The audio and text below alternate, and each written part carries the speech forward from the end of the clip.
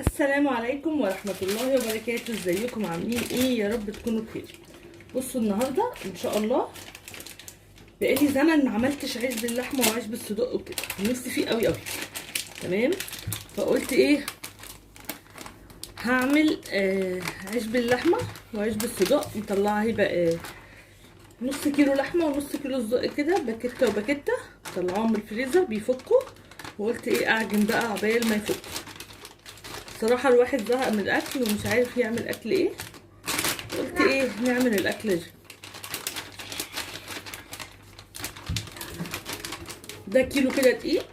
تمام، تعالى بقى نشوف انا بعجن العجينه ازاي. ده كيلو دقيق، بس انا مش هعمل كيلو بس عشان يقعد معايا ايه يومين، وبحب احطه في التلاجة اسخن في الميكرويف غدا في العشاء كده يعني. وانا كمان عندي بسطرمه في الفريزر، فممكن لو الحشو ما كفاش اطلع بسطرمه، وعندي تركي وكده يعني. فالعجين بياخد وقت وتعب معايا. ده كده كيس كنت واخده منه، كفايه كده. ودي يعتبر كيلو ونص دقيق. هنحط عليه حبه سكر،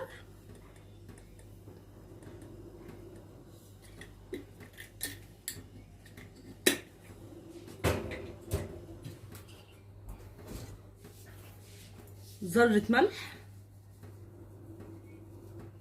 دي كده ايه الحاجات النواشف، الجافة نواشف، ايه الحاجات الجافة. الكيس الخميرة، مش واثقة من الخميرة بتاعتك، اعملي لها الاول اختبار. مية مع معلقتين سكر والكيس الخميرة بتاعك. بس ده كيس خميرة، انا بحب استخدم النوع ده. تمام كده، يبقى دي ايه النواشف، دي النواشف، الحاجات الجافة اللي احنا هنستخدمها. خلاص كده. على فكرة العجينة دي ممكن تعملي منها حاجات كتير قوي. ممكن تعملي منها العيش الفينو، ممكن تعملي منها البيتزا، نفس العجينة بالظبط، نفس اللي هعمله ممكن تعمليه بالظبط. تمام، وبرده بيتعمل بيه عيش باللحمه. يعني العجينه دي بتاعت كذا حاجه، بس بقى هوريكم تكايه انا بعملها. في ناس بتحط لبن بودر، في ناس بتحط بيضه، انا بقى بحط حاجه احلى. استنى،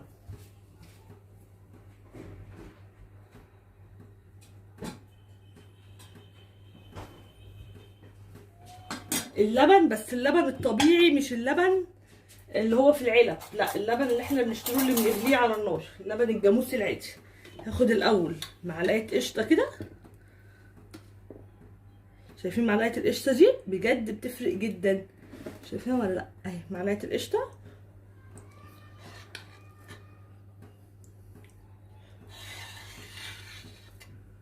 وحبه لبن كده بس. هنكمل بقى ايه بالميه، مش هنعجن يعني كله باللبن. هو ممكن تعجني كله باللبن بس هيبقى تقيل قوي ثانيا، اللبن غالي يعني، عشان نعجن كله باللبن.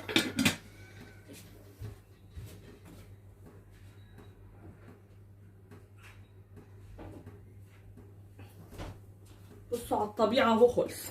خلاص، انا بس هفصل معاكم بقى وانا ايه بعجن، عشان ايه احط بقى ميه ونبتدي نقلب.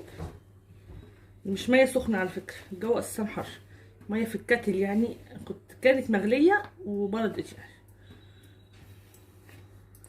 واخر حاجه هنحطها بعد ما اخلص عجين حبه زيت. حبه زيت كده، مش بمعيار والله، بحط حبه كده وخلاص. انا ما بعملش العجين بمعيار خالص. حتى انا بقول لكم ده كيلو ونص دقيق، ممكن ما يطلعش كيلو ونص، يطلع اكتر يطلع اقل. بس هعجن بقى وارجع لكم تاني عشان ايه ما اطولش عليكم. بصوا كده عجنت العجينه اهي، بجد ما شاء الله عليها بتمط وجميله. فضلت بقى اعجن فيها حبه كده حلوين. تمام، وهسيبها بقى ايه تخمر، والعقبال بقى اما الحاجات دي تفك معايا. تمام كده.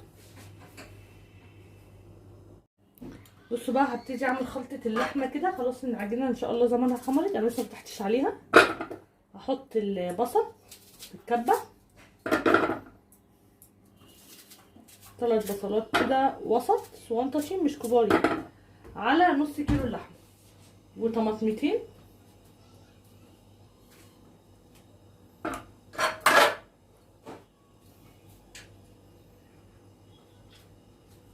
طماطم غاليه ومش حلوه، وقرن فلفل. تمام، كوبي طبعا عشان معايا اطفال. هحط بقى فلفل اسمر وملح بس، ما بحطش اي بهارات على اللحمه المفرومه.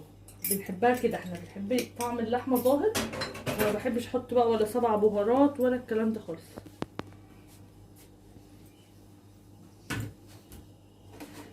ولا بهارات لحمه ولا الكلام ده، لا انا بحب ملح في الاصل.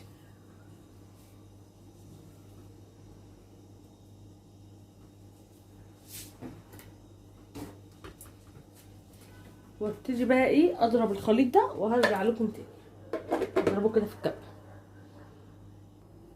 بصوا خلاص ضربت الخليط بقى، هبتدي احطه هنا كده.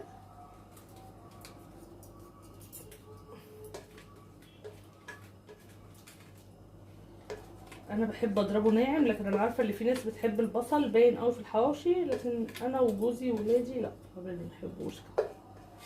او انا نضحت عليهم بقى، ما تعرفوش انا اصلا بقرف من اي بصل باين.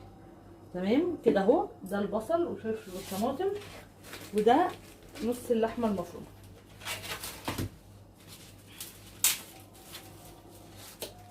المقدار اللي انا حطيته من البصل والطماطم والفلفل بيكون حلو قوي على النص. 3 بصلات وسط، يعني ما يكملوش ربع كيلو بصل، عشان في ناس بتحب تحط على نص اللحمه نص بصل، يعني الحواوشي كده، انا برضو ما بحبوش في بصلين. كان في بوست قريته على الفيسبوك بيقول لك طب دلوقتي البصل بقى غالي، البصل والطماطم والحاجات دي يعني. تمام، فالمحلات بره كانت مكسبها ان هي تحط بصل اكتر من اللحمه في الحواوشي عشان تكسب يعني. طب دلوقتي البصل غالي هيعملوا ايه بقى الناس دي؟ هيحطوا بصل ولا يحطوا لحمه ولا يحطوا ايه بالظبط؟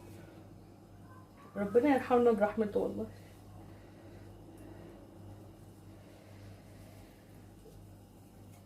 بصوا في حتت كده مجلده مجمده ايه، مجمده، وانا مالي النهارده عماله اقول حاجات عجيبه كده.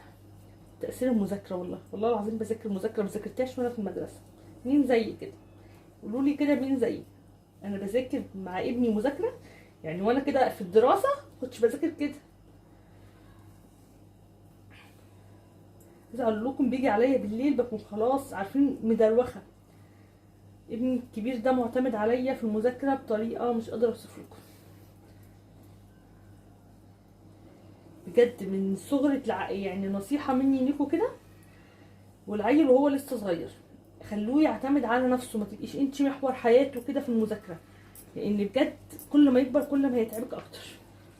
يعني انا بحاول ما اطبقش ان انا عملته مع كريم مع ادم الصغير، لان بجد يعني انا تعبت يعني.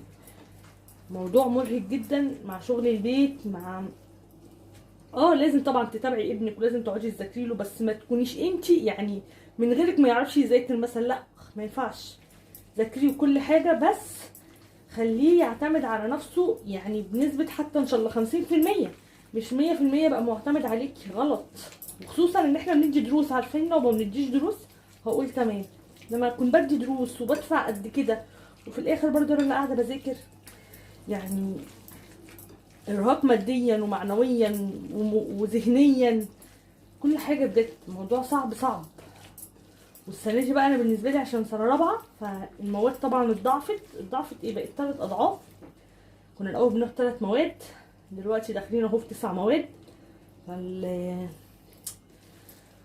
موضوع لا بجد والله العظيم، بس مش هشكلكم هم، خلينا نديكم طاقه ايجابيه. بس كده اهو انا خلطت بقى ايه اللحمه مع البصل مع الطماطم، انا عماله اعمل كده عشان لما بلاقي حته مجمده يعني. تمام، لان طبعا مش كلها فكت، وانا ما بحبش الحاجه تفك قوي على فكره، بقرف منها لما بتفك قوي. بحب الحاجه كده ايه تبقى مجمده سنه، عشان ما احسش ان هي باظت يعني ولا الكلام ده. انا من النوعيه دي. الفراخ ما بحبش اطلع الحاجه كده من بالليل الا بقى لو هتبلها والاقيها ساحت كده خالص وناحت، لا احس ممكن هي تكون باظت، اخاف اشك، لكن وهي مجمده كده بكون مرتاحه نفسيا يعني. بس كده هجهز برضو حاجه الصدوق، هقطع طماطم وفلفل وارجع لكم بقى تاني. تعالوا بقى نشوف العجينه. والله ما فتحتها لسه، اول مره افتحها معاكم. بصوا ما شاء الله.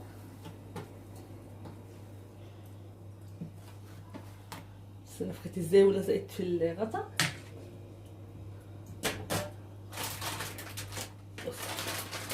دي الصينيه اللي انا ايه هقطع عليها.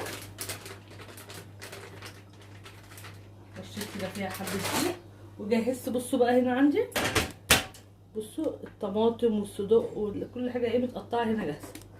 تمام. جهزت كده كل حاجه قبل ما ابتدي. كده حبه دقيق كده في الصينيه. هبتدي بقى ايه، بسم الله الرحمن الرحيم، هقرص.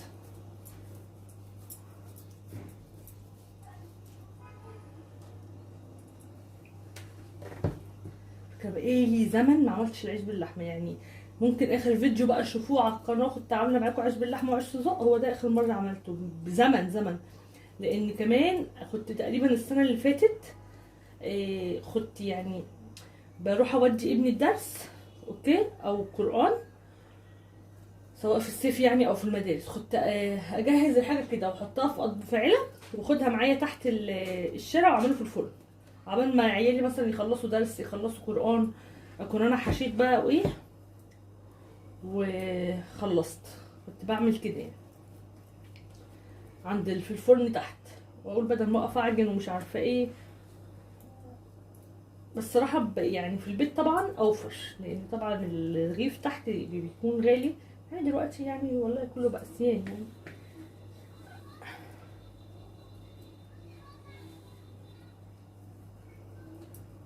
بس انا حاليا بقى ما عنديش وقت ان انا انزل اعمل تحت، لا ده انا في البيت بيبقى عشان ببقى قاعده متابعه ابني وهو بيذاكر وكده، ففي البيت بيكون احسن لي حاليا يعني. لان انا دلوقتي بستغل فرصه بقى وهو في الدرس ان انا اروق، ان انا اعمل اكل بسرعه، ان انا عايزه انفض اوضه انفضها. لو عايزه انفض اوضه بقى تنفيض في روتين كده هيبقى ينزل لكم. كنت مسكت اوضه النوم كنت عايزه اعملها كده روتين من اوله لاخره، فعملته كده يعني فاهمين. بستغل ايه يعني، بكره هو عنده درس قلت بكره بقى يبقى عندي اكل، وامسك اوضه الاطفال انفضها بقى تنفيضه حلوه عشان تبقى جاهزه بقى للمدارس وكده. احنا المفروض بكره عندنا مدارس التلات، يعني انا بعمل لكم الفيديو ده الاثنين، وابني في سنه رابعه المفروض هيروح التلات المدرسه. بس انا قلت هوديه من الحد لان هو هيروح تلات واربع وهيأجز. قلت لا، هيأجز خميس وجمعه وسبت، قلت خليه بقى يروح من يوم الحد عشان كمان هو بكره عنده درس ساينس. فقلت لا عشان يبقى فايق في الدرس فمش هوديه، عشان طبعا اول يوم مدرسه بيكون صعب يعني. وبعد كده هو هيروح طبعا المدرسه ويروح الدروس عادي، بس غير لما بيكون اول يوم. فيوم الحد لما يروح الاسبوع الجاي، انا بدردش معاكم وانا بقطع. يوم الحد لما يروح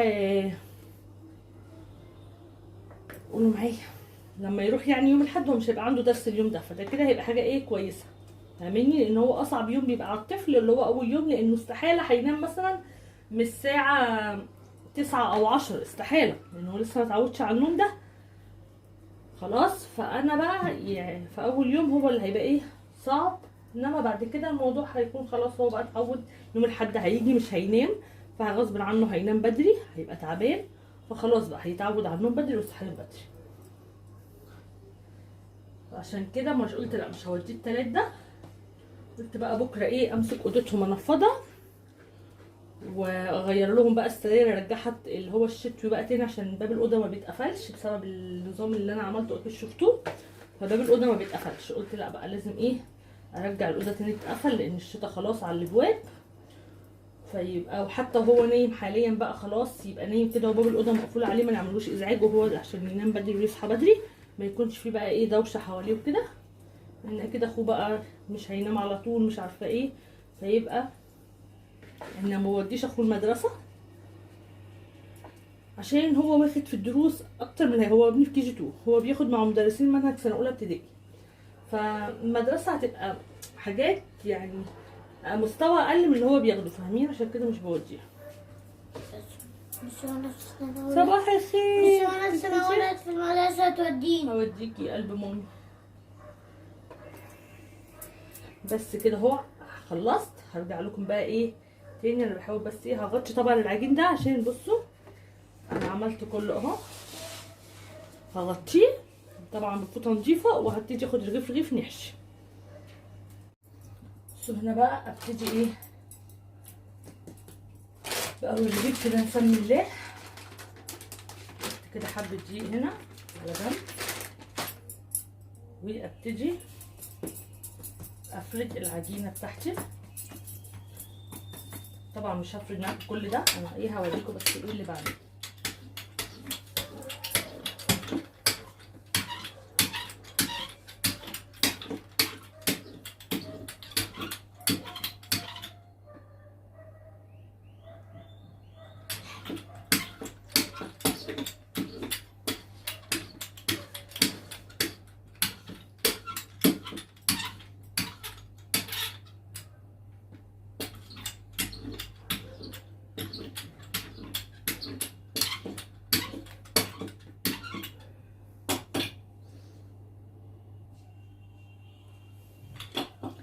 ابني كان بيسأل لي حاجه في الواجب، فكان عمال واقف جنبي عمال يكلمني بلغه الاشاره.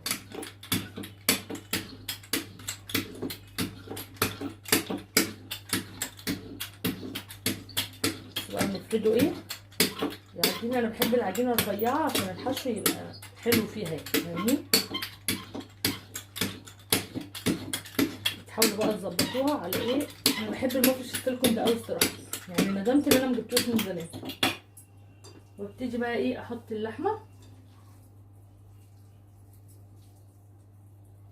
انا بحب اعمله انصص عشان يبقى سهل على الولاد وهما بياكلوه، ما بحتاجش اقطعه يعني. تفرجي بقى كده ايه اللحمه، ونبتدي نحشي كده.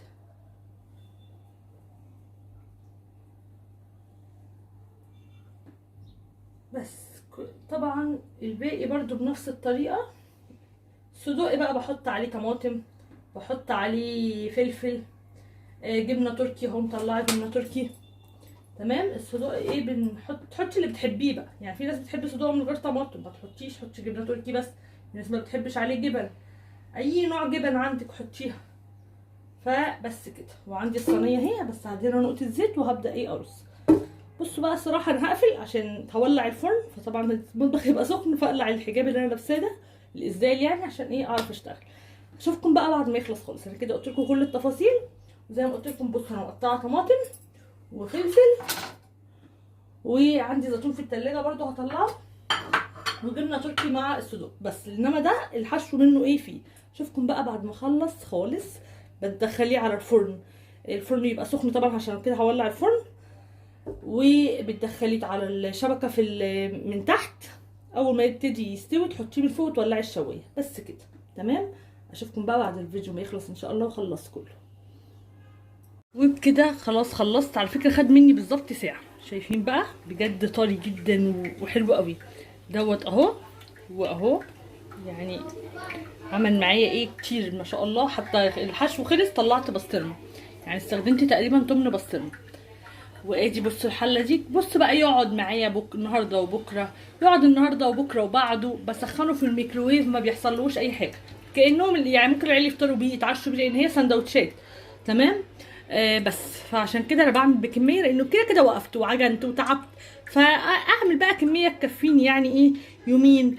لو قعد لبعد بكره العيال مثلا يتغدوا وانا وجوزي عملنا لنا اي حاجه بالعيش، اكلات مثلا ما بعرفش عنها بسبب عيالي كده، يعني فاهمين قصدي ايه. فانا بحب كده، بدل هقف وهعمل وهتعب وهو في الميكروويف بيطلع كانك لسه عاملاه حالا. فان شاء الله تعملي الكميه اللي تعمليها الصراحه ما بتفرقش معايا، ما بيكونش بايت اساسا، يعني ملوش علاقه ببايتين. بصوا الحله ما شاء الله دي مليانه، وادي الطبق ده. طبعا هنا ده البارد وده الحراق. تمام. يعني كريم بيحب الحراق عادي بياكل معانا، لكن ده انا عامله الادم يكون بارد وعادي، لو كريم عايز ياكل بارد معاه ياكل. تمام. بس كده. ما تنسوش بقى تحطوا اللايك وتعملوا شير وتعملوا سبسكرايب، واقول لكم السلام عليكم ورحمه الله وبركاته.